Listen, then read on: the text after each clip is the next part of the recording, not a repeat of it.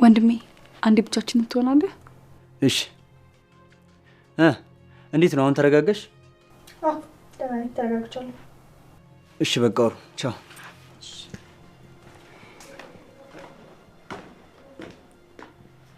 ልታናግሪኝ የፈለግሽው ነገር ስለ ፍቅር ነው? ምን ሲያደርገሽ ነው?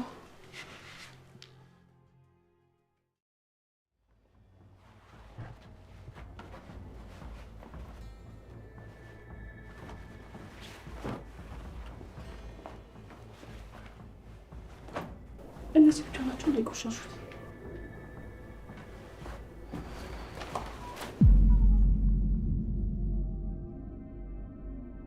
በለው ደብዳቤ መጻፍ ጀምረሃል? ያንቺ ጭንቀት የምን ጭንቀት ነው አይደል? ስለዚህ እባክሽ አትጨነቂ እንጂ እባክሽ። ደግሞ ይሄን እንዴት አታውቂም? ምንም ነገር ቢፈጠር እኮ እኔ ከጎንሽ ነኝ። ቴዲ አምናለሁ። ይኸውልሽ ብትታሰሪም በጭራሽ እዛው አቆይ፣ ቶሎ ትወጫለሽ። እሺ? አዎ በገንዘብም ቢሆን እወጣለሁ።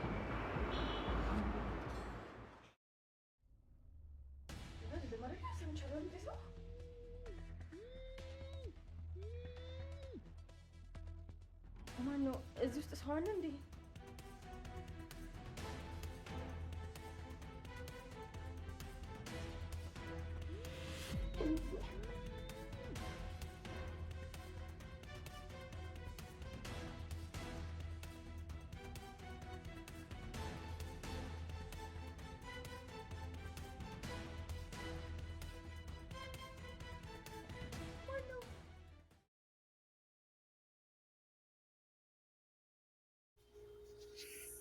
ታስታውሻለሽ ያን ቀን እንደመጣሽ ሰራተኛ ያልሽኝ? እኔ ግን የዛን ቀን ሰራተኛ ሳልሆን እሱ አለቃዬ አይደለም። እሱ ማለት ለእኔ የምወደው የሚወደኝ፣ በነገራችን ላይ በጣም አስመሳይ ነው እያለች ሁሉንም ነገር በትውስታ በዚህ ይዛ እያስረዳች ትገኛለች ማለት ነው። ውድና የተከበራችሁ የቻናሌ ቤተሰቦች በያላችሁበት ሰላማችሁ በዘሽ ይበልልኝ። ዛሬ ደግሞ በእንግዳ ዩቲዩብ ቻናል መጥቻለሁ ማለት ነው። እንግዳን እንግዲህ ከነሱም በእውነቱ እንግዳ ነው። በጣም ደስ የሚል ብዙ ነገሮችን ደግሞ የሚያስተምር ቁም ነገር አዘል ነው እና ከዚህ ቻናል ላይ ብዙ እንደተማራችሁ አልጠራጠርም። 100% እርግጠኛ ነኝ ማለት ነው። ከእንደዚህ አይነቶቹ ህይወታችሁን ምን ያክል እንደምታሸሹ ማለት ነው። አሁን ለምሳሌ በቴዲ እና በመሲ በኩል ትክክለኛ አፍቃሪ ቢኖራችሁ እንዴት ነው ትክክለኛውንና ውሸተኛውን ሰው መለየት የምትችለው ወይም የምትችዩ ማለት ነው? እህቶቻችን እስኪ ከዚህ ቻናል ላይ ብዙ ነገሮችን እንደምትማሩ እርግጠኛ ነኝ። ምክንያቱም አሁን ለምሳሌ መሲ ከገጠማት ህይወት አንጻር ብዙ ነገር ትማራላችሁ ያልኩበት ምክንያት ምንድን ነው? አንዳንድ ጊዜ ቤተሰቦቻችን ለእኛ አስበው እኛን እንዳንጎዳ ብለው እናትና አባት ምንም ቢሆን ከኛ ከልጆቹ እነሱ የበለጠ ለኛ ያስብልናል ማለት ነው። እና አንዳንድ የቤተሰብን ቃል አለመስማት፣ የቤተሰብን ምክር ረግጦ መሄድ ምን ያክል ዋጋ እንደሚያስከፍል በትንሹ በመሰረት በኩል ማወቅ ትችላላችሁ ማለት ነው። እና አንዳንድ ጊዜ ቤተሰብ ሲመክሯችሁ ሲናገሯችሁ አይክፋችሁ፣ አሜን ብላችሁ ተቀበሉ። ምክንያቱም ቤተሰብን ረግጦ ማለፍ በጣም ያስከፍላል፣ ትልቅ ዋጋ ያስከፍላል። መሲ የከፈለችውን ዋጋ ከነሱ ርቃ ከሄደች በኋላ ታይ ልጄ ይሄ ባህል አይሆንሽም እያለች አይናለም ብዙ መክራታለች። በነገራችን ላይ ልሰማት ግን ፈቃደኛ አልነበረችም።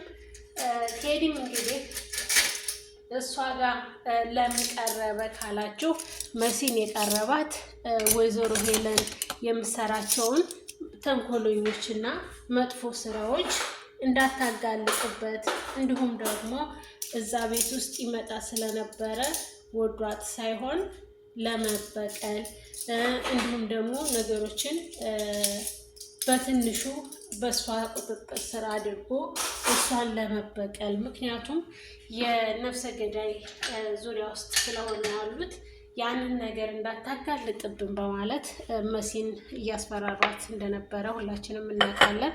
ከዚህ ቻናል ላይ ብዙ ነገር ትማራላችሁ ያልኩበት ምክንያት አንደኛው የሚወዳችሁንና የማይወዳችሁን መጀመሪያ እንዴት እናውቃለን ብትሉ መጀመሪያ ቤተሰብን ማሳወቅ ነው። ቤዚን እንደምታውቋት የቤዚን ቤተሰቦች በሙሉ ያውቃቸዋል። ነገር ግን እሱ አንድና አንድ ምንም አይነት ቤተሰብ እንደሌለው አድርጎ ነው አለኝ ይላል። ነገር ግን ቤተሰቦቹን ማስተዋወቅ አይፈልግም። ምክንያቱም የሚሰራቸው ስራዎች ህጋዊ ስላልሆኑ እነዛን ህጋዊ ያልሆኑ ስራዎች ለምን? ምክንያቱም ቤተሰብ ስለሚደርስ ወቀሳ ስለሚመጣ ክስ ስለሚመጣ እና ያ ነገር እንዲፈጠር ስላልፈለገ ቴዲ ማንኛውም ቤተሰቦች የመጡ እያለ 3-4 ሴቶችን እህቶቼ ናቸው በማለት የማይታወቁ ማለት ነው። በፎቶ ታይተው የማይታወቁ ብቻ በር ሲንኳኳ ይወስድና ሴቶቹን በር እየቆለፈ እህቴ መጣች ተደበቂ የሚለው ነገር አለ ማለት ነው። በነገራችን ላይ እንደዚህ አይነት ሰው ምን ያክል እንደሚጎዳቸው ማወቅ ትችላላችሁ ማለት ነው። ከመሲ ብዙ ነገር እንደምትወስዱ እህቶቼ አልጠራጠርም፣ ማወቅ ከቻላችሁ ማለት ነው። በትንሽ ነገር ደግሞ አንዳንድ መልካም ጓደኛ ይኖራሉ። እነዛ መልካም ጓደኞች ለእናንተ ያልታያችሁ ለእነሱ ሊታያቸው ይችላል። ምክንያቱም አንዳንድ እህቶች እንደ ከእህትም በላይ ጓደኛ አለና ሲመክሯችሁ ከእህቴ ጓደኛ ይሄ ባል አይሆንሽም ወይም ይሄ ፍቅረኛ አይሆንሽም ስትባል ለምን ብላ መቆም መጠየቅ ነበረባት። ግን ላናግረሽ ወደዛ ከሆነ የምትሄጁ ትክክለኛ መንገድ አይደለም። ጓደኛሽ እየሄደች ያለችው ለ5 ደቂቃ ቢሆን ትቆምና እንዴት አውራይ ስትላት፣ ነገር ግን ፈቃደኛ አልነበረችም። ቴዲ ደውሎልኝ ቴዲ ጋር ልሄድ ነው ስትል አትሳቂ፣ ብዙ አትደሰች እያለቻትም ስለነበረ አንዳንዴ ጓደኛንም መስማት ይጠቅማልም ይጎዳልም ማለት ነው። ደግሞ ጓደኛ ምን አይነት ጓደኛ እንዳትሉኝ፣ ምክንያቱም እንደ ጓደኞቻችሁ መጠንና እንደ ጓደኞቻችሁ አይነት ይለያያል። መልካም ላንቺ የሚያስብ ጓደኛም አለ፣ ላንቺ የምታስብ ጓደኛ አለች፣ ላንቺ ደግሞ ጉድጓድ የምትስ ጓደኛ ልትሆን ትችላለች። ልዩና አላውቅም። እንደ ጓደኞቻችሁ መጠን ምን ያክል እንደሚወዷችሁም በዛው ማወቅ ትችላላችሁ ማለት ነው። እና እንደ እህቷ የምትሳሳላት በጣም የምትጓጓላት እንደ እህትም ከእህትም በላይ ሆና ለዚህ ታስብላታለች። ነገር ግን ታይ ስትላት አልሰማም ብላ ነበረ። አንቺ ደግሞ የኔንና የፍቅርን ግንኙነት አልወደድሽውም ለምንድን ነው ምናምን በማለት እስከ መቆጣት ድረስ ማለት ነው። ይሄ ሁሉ ነገር ሲፈጠር ግን ቀስ ብሎ እያዳመጠ ያለው መኩ ማለት ነው በድምፁ ቴዲ እንደሆነ አውቆታል። ቴዲ እንደሆነ በደንብ አውቋል። ምክንያቱም ስልኩን ስፒከር ላይ ከፍተው ስለነበረ ጆሮ ያለው በስልኩ ነው ማለት ነው። ምክንያቱም እያዳመጠ ነበረ። ለምን ጥርጣሬ ያደረበት እህቱንም ስላባረረበት እህቲቱም በሰላም እንዳልመጣች አውቃል ማለት ነው። ግን ወንድሜ ነገሮች በጉልበትና በኃይል የሚሆን አይደለም። ቀስ ብለን በምክክር ነው ማድረግ መፍታት ያለብን እንጂ ይሄንን ነገር በጉልበት ልንፈተው አንችልም። አንተም ወጣ ወጣ አትበል። በቃ እናቴም ከቤተ ክርስቲያን መሄድ አታብዢ፣ ቀስ ብለሽ አንዳንድ ጊዜ ሂጂ እንጂ እንደስከ ዛሬ ወጣ ወጣ አታብዢ በማለት እያስጠነቀቀቻቸው ትገኛለች። ቤዚ ይህን ሁሉ ነገር ሲደረግ አታውቅም ማለት ነው። እንደሆነ ታስራለች፣ ማንኛው እህት ናት የመጣችው እያለችም ስለነበረ ትልቅ ዋጋ እንደምታስከፍለው ዝታበት መጥታለች ማለት ነው። በትዝትበትም ግን ቤተሰቦቿ የእሷን ቤተሰቦች ያውቃል ማለት ነው። ይሄ ነገር ቤተሰቦቿ ጋር ከደረሰ ትልቅ አደጋ ነው የሚመጣብኝ በማለት እየፈራን ነበረ ማለት ነው። ልጅቱ በጣም የዋህ ናት፣ ትጎዳለች ማለት ነው። አይንዬም እንግዲህ ወይዘሮ ሄለንን ለመጠየቅ ወደ ታሰረችበት ቦታ ሄዳለች ማለት ነው። ታሰረችበት ቦታ ሄዳ ይሄ ሁሉ ሲፈጠር በዚህ ሁሉ ምክንያት ያደረሰኝ የአንቺና የአንቺ ልጆች ናቸው። በአንቺና በልጆች መካከል የተፈጠረ ነው። እናንተ ከመጣችሁ ጀምሮ ነው ቤቴ እንደዚህ የሆነው ማለት አይንዬን እየተቆጣቻት ነው የቆጣቻት ነበረ። በነገራችን ላይ መስማት ሂጂ ብላታለች። አልሰማም ብላ ነው እንጂ አንዳንዴም እና ቤቴን ለቃችሁልኝ እንድትወጡ ለልጅሽ ደግሞ እንዳልወጣ ጸሎት አድርጊ ብላሻለች እና መልእክቴን አድርሽልኝ በማለት ወይዘሮ ሄለን መልእክቷን ለአይናለም አስተላልፋለች ማለት ነው። ውድ የቻናሌ ቤተሰቦች ቪዲዮን ላይክ እና ሰብስክራይብ እያደረጋችሁ ማለት ነው። ጆን ደግሞ እንግዲህ ብር የምትሰጠው የምትከፍለው የምትላላከው ልጅ ነው ማለት ነው። ደግሞ በነገራችን ላይ ያለብሽን ዕዳ ሳትከፍሊ እንዳትቀሪ በሲኦል እንገናኝ እያላት ነበረ ማለት ነው። ምክንያቱም መልካም ነገር እንዳልሰሩ ያውቃሉና ይሄ እንዳልሆንሽ ብዙ ቅጣት እንዳይጠብቅሽ ከአሁኑ ከቅጣትሽ ጣደረግሽ ብዬ ነው እና ያለብሽን ዕዳ ከዛይ ለአንቺ ነገሮችን ሲመላለስና ሳመላልስ የነበርኩት እኔ አትርፊ እኔ ጋር ብዙ ነገሮች አሉ በማለት እያስተላለፈ ይገኛል። ወንድማችን እንግዲህ ጆን ብዙ ነገሮችን ያውቃል፣ ብዙ ምስጢሮችን ያውቃል።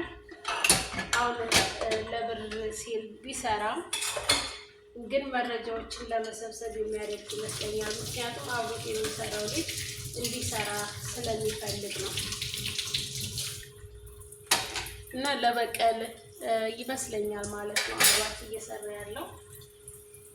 ነገሮችን ካሰባሰበ በኋላ እሷን ደግሞ ካሁን በኋላ ምንም አይነት ሰው ማየት እንደማይናፍቅሽ ሰው እስከሚናፍቅሽ ድረስ ነው የማደርግሽ በማለት ዛቻውን ጽፎባታል ማለት ነው።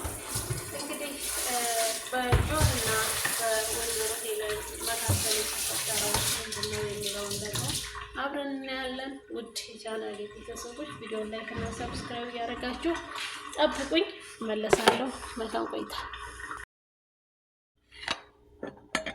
አይንዬ መምጣቷን እስከ የምትጸጸትበት ድረስ ባልመጣሁ ኖሮ እስከምትል ድረስ ነው ማለት ነው። በጣም ንግግሯ የጎዳት ምክንያቱም አትሄጂ ብላታለች ልጅቱ። ኧረ እኔ እሷ ቤት እያለሁ እንዴት ሳልጠይቃት እንዲያው ግፍ ነው ብዬ ነው ስትል፣ ግፍ ነው ብለሽ ነው እንጂ እኔም መጠየቅ ፈልገሽ እንኳን አይደለም ነውር ነው ብለሽ ነው አይደል የመጣሽው እንጂ እኔ ልጠይቂኝ አይደለም የመጣሽው እና ሁለተኛ እዚች ቦታ ላይ ድርሽ እንዳትይ ሂጂ አልፈልግሽም በማለት ወይዘሮ ሄለን ተናግራታለች ማለት ነው። ይህን ሁሉ ስትናገራት ግን ምንም ያልመሰላት ወይዘሮ አይንዬ በሷ ቤት እያለን በሷ ቤት ተቀምጠን እየበላን እየጠጣን የሚለው ነው ያሳሰባት። ምክንያቱም አንድ ሰው በሰው ላይ ተደርቦ ሲኖር ምን ያክል እንደሚከብድና ምን ያክል እንደሚጸጸት እያሳየና እያስተማረን እንዳልነበረ ማወቅ አለባችሁ ማለት ነው። ወይዘሮ ሄለን እንግዲህ ይህን ሁሉ ያደረገችው በሰው ላይ ሰውን እስከ መሸጥ ድረስ ያደረሳት በጣም የምጠለውና በጣም ልጸየፈው የምችለው ድህነትን ነው። እንደ ድህነት የሚያስጠላኝም ነገር ምንም የለም በማለት ድህነቷን እንደምጠላ አድርጋ ስትናገር ነበረ ማለት ነው። እንደዚህ ሆኖም ግን የገጠመሽ ነገር ምንድን ነው? ባልሽ ምን አድርጎሽ ነው? በምን ተጣልታችሁ ነው? ምንድነው የገጠመሽ? መቶሻል ወይ ጎድቶሻል ወይ? ምንድነው ያደረገሽ እህቴ ንገሪኝ እያለ ወንድሙ እህቱን ይጠይቃል ማለት ነው።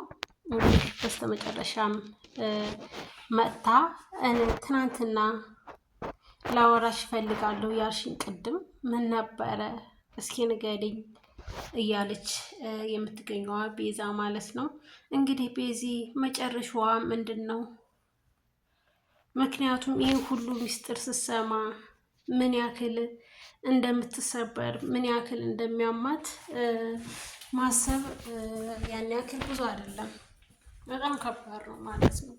አንዳንድ ጊዜ በምንወዳቸው እና በምናከብራቸው ሰዎች ላይ አንዳንድ ትንሽ ነገር አይደለም ትልቅ ነገር ትንሽ ነገር ብናይባቸው ምን ያክል ልባችን እንደሚሰበር ይገባናል ማለት ነው።